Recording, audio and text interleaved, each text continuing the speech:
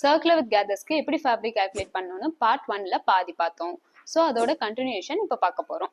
ஃபுல்லாக fabric calculation டே 9 part 2. Part 1 miss பண்ணியிருந்தீங்கன்னா போய் செக் பண்ணிக்கோங்க.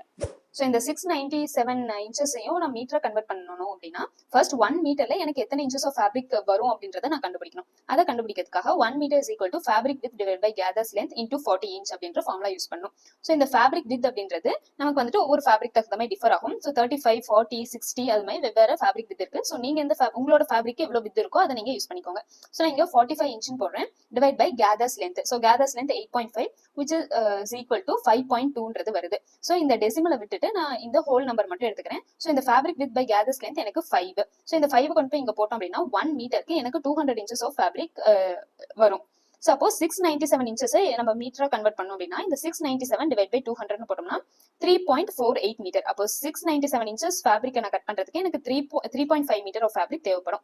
ஸோ அப்போ டோட்டல் மீட்டர் அப்படின்றது சர்க்குலர் மீட்டரையும் கேதர்ஸ் மீட்டரையும் ஆட் பண்ணும். அப்போ 3.7 பிளஸ் 3.48 அப்படின்னு போட்டோம்னா நமக்கு 7.18 மீட்டர் ஆஃப் ஃபேப்ரிக் தேவைப்படும். Waist round 34, skirt length 42, gathers length 5 inch, fabric with 35 inch. இந்த மெஷர்மெண்ட்க்கு சர்க்குலர் வித் கேதர்ஸ் பண்ண எவ்வளோ ஃபேப்ரிக் தேவைப்படும்னு கமெண்ட் பண்ணுங்க.